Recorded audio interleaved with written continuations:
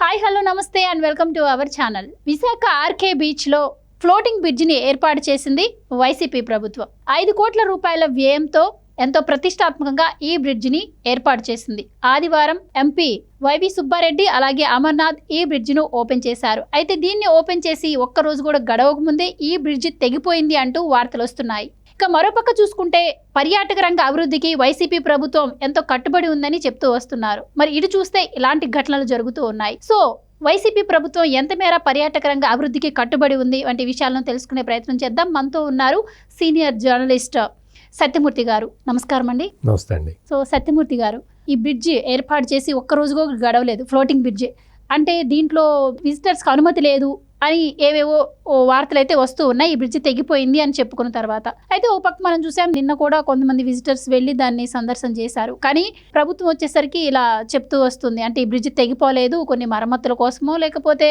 ఏవో చెప్తూ వస్తుంది. సో ఎలా చూడొచ్చు అంటారు దీన్ని? ఇదేంటంటే ఇది చాలా ప్రతిష్టాత్మకమైన ప్రాజెక్ట్ అమ్మా.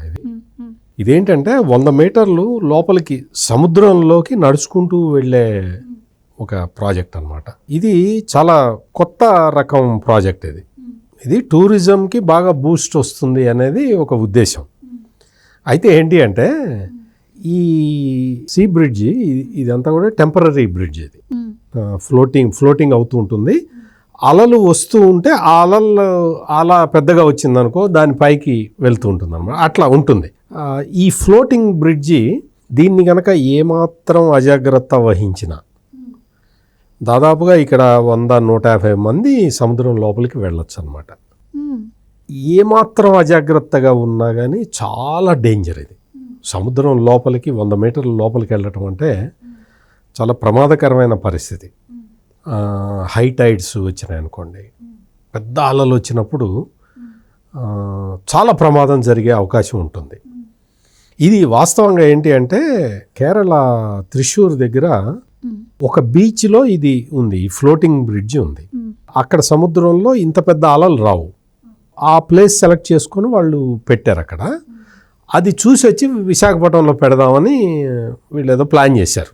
దాని మీద చాలా కసరత్తు జరగాలి, ఫస్ట్ ఆఫ్ ఇట్స్ కైండ్ కాబట్టి. కానీ అటువంటిది ఎక్కడ జరిగినట్టు మనకు కనపడలేదు. ఇప్పుడు సడన్గా చూస్తే ఫ్లోటింగ్ బ్రిడ్జిలో అది టీ షేప్లో ఉంటుందన్నమాట. అది ముందర పార్టు సముద్రం లోపలికి వెళ్ళిపోయి ఉన్నది.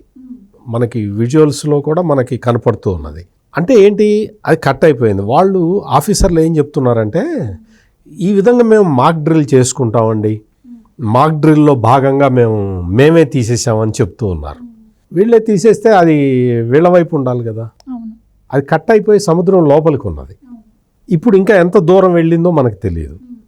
ఇటువంటి పరిస్థితుల్లో నిజంగా అంటే విజిటర్స్కి లోపలికి అనుమతి ఇచ్చి లోపల దాకా వెళ్ళారు అనుకోండి, అప్పుడు ఎంత ప్రమాదకరమైంది, ఇది ఎంత ప్రమాదం ఉంటుంది. ఇప్పుడు అక్కడ కరెక్ట్గా నిన్న రాజ్యసభ సభ్యుడు, ఇంకా ఆయన రాజ్యసభ సభ్యుడిగా ఇంకా ప్రమాణ స్వీకారం కూడా చేయలేదు, వైవి సుబ్బారెడ్డి, ఆయన దీన్ని ఇనాగరేట్ చేస్తున్నట్టు ఆయన చెప్పేశాడు. దీన్ని ఇనాగరేట్ చేస్తున్నాము, ఇదిగో పర్యాటకులు కూడా లోపలికి వెళ్తున్నారు అనే విషయం చెప్పాడు మనకి. అది జరిగిన కరెక్ట్గా 24 గంటలు కూడా కాలేదు. ఇప్పుడు ఈ విధంగా జరగడం అంటే చాలా భయానకమైన పరిస్థితి అయితే అక్కడ కనపడుతూ ఉన్నది. ఇవాళ హై టైడ్ వచ్చింది కాబట్టి వీళ్ళు ఎవరిని కూడా ఎలవ్ చేయలేదు, విజిటర్స్ని ఎలవ్ చేయలేదు అని చెప్తున్నారు. ఎలవ్ చెయ్యకపోవటం వల్లే ఇప్పుడు అందరూ ఊపిరి పీల్చుకున్నారు. నిజంగా కనుక ఎలవ్ చేసినట్టయితే పరిస్థితి ఎట్లా ఉండేది? ఇప్పుడు ఈ కంపెనీ వీళ్ళందరూ కూడా శ్రీ సాయి మోక్ష షిప్పింగ్ అండ్ లాజిస్టిక్స్ కంపెనీ అనేది అది బిల్డ్ చేసింది ఈ ఫ్లోటింగ్ బ్రిడ్జిని. వాళ్ళు ఏంటి అంటే మరి వాళ్ళు కొన్ని జాగ్రత్తలు తీసుకోవాలి. ఏదో 2 బోట్లు, లైఫ్ బోట్లు అవి పెట్టామంటున్నారు, కానీ ఆ జాగ్రత్తలు సరిపోవు. వాస్తవంగా సముద్రంలో ఇటువంటి అడ్వెంచరస్ ఇవి చెయ్యాలి అంటే చాలా ప్రికాషన్స్ తీసుకోవాలి. మరి అవన్నీ తీసుకోకుండా ఏదో హడావిడిగా ఫ్లోటింగ్ బ్రిడ్జ్ రెడీ అయిపోయింది, మీరు వెళ్ళిపోండి అంటే నిన్న మనం చూసాం విజువల్స్లో చాలామంది ఆ లైఫ్ జాకెట్లు వేసుకొని లోపలికి వెళ్ళారు. లోపలికి వెళ్ళారు. ఆ అలలు ఎక్కువ రావటం, సముద్రం అంటేనే అలలు, భయంకరమైన అలలు వస్తూ ఉంటాయి కదా. మరి ఇంత భయంకరంగా ఉన్న ఈ పరిస్థితుల్లో మరి ఈ ఫ్లోటింగ్ బ్రిడ్జిని ఎందుకు ఇనాగరేట్ చేశారు, ఎట్లా ఇనాగరేట్ చేశారు అనేది అదొక పెద్ద పజిల్. ఇవాళ ఆఫీసర్లు చెప్తున్నది ఏంటి అంటే మేమే మాక్ డ్రిల్ చేసుకుంటున్నామని చెప్తున్నారు. కానీ అక్కడ ఉన్న పరిస్థితి చూస్తే మాత్రం మాక్ డ్రిల్ చేస్తున్నట్టుగా కనపడలేదు. అది సడన్గా అది టీ షేప్లో ఉన్నది, టీ ఆకారంలో అది అంతవరకు తెగిపోయి అవతలికి వెళ్ళినట్టే కనపడుతూ ఉన్నది. అంటే స్టేట్ గవర్నమెంట్ పెట్టిన టూరిజం ప్రాజెక్టు కాబట్టి ఆఫీసర్లు అందరూ కూడా స్టేట్ గవర్నమెంట్ ఎట్లా చెప్పమంటే అట్లాగే చెప్తారు. కానీ నిజంగా కూడా అంటే ఇటువంటి చాలా ఇది ప్రమాదకరమైనది, అడ్వెంచర్ స్పోర్ట్ లాంటిది ఇది. ఇటువంటి ఏదన్నా చేసినప్పుడు అంతకు ముందర ఏమన్నా ట్రయల్ రన్ వేశారా, అసలు ఎన్నిసార్లు ట్రయల్ రన్ వేశారు అనేది ఒకటి తెలియాలి.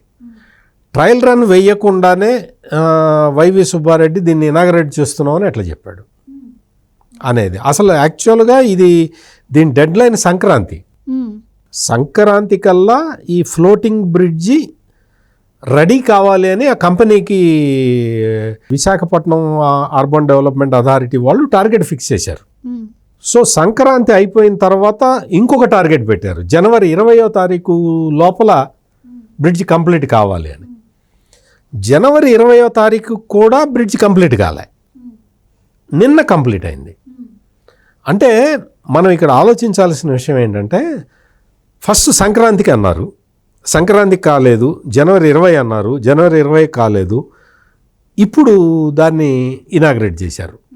అంటే ఆ కన్స్ట్రక్ట్ చేసే కంపెనీ మీద కూడా ఎంత ప్రెషర్ ఉందో చూడండి మీరు. నేను డేట్లతో సహా చెప్తున్న కారణం ఏంటి అంటే ఆ కంపెనీ మీద కూడా ప్రెషర్ పెట్టారు వీళ్ళు. తొందరగా పూర్తి చేయండి, సంక్రాంతికి పూర్తి చేయాలి, ఎందుకు పూర్తి చేయలేదు అని ప్రెషర్ పెట్టినట్టుగా కనపడుతున్నది. అంటే వాళ్ళు పెట్టిన టార్గెట్స్ అవన్నీ కూడా చూస్తూ ఉంటాయి. అంటే ఆ కంపెనీ కూడా ప్రెషర్కి లోనై ఇది ఆదరబాదరగా పెట్టేసిందా, ఎటువంటి సేఫ్టీ స్టాండర్డ్స్ తీసుకోకుండా, సేఫ్టీ మెజర్స్ లేకుండా ఇనాగరేట్ చేసిందా అనేది ఇప్పుడు ఒక పెద్ద క్వశ్చన్ మార్క్. రాష్ట్ర ప్రభుత్వం తరఫు నుంచి లేకపోతే అంటే Visakhapatnam urban development metro development region వాళ్ళ ఆఫీసర్లు వాళ్ళు రకరకాలుగా స్టేట్ గవర్నమెంట్ అటు చెప్పమంటే అటు చెప్తారు. కానీ అక్కడ వాస్తవంగా జరిగింది ఏంటి అనేది తెలుసుకోవాల్సిన అవసరం అయితే ఉంది. ఇంత ఆదరాబాదరాగా ఇటువంటి అడ్వెంచర్ స్పోర్ట్స్కి సంబంధించిన ప్రాజెక్టులు ఇనాగ్రేట్ చేయటం అంటే అది విజిటర్స్ ప్రాణాలని పణంగా పెట్టడం కిందే వస్తుంది.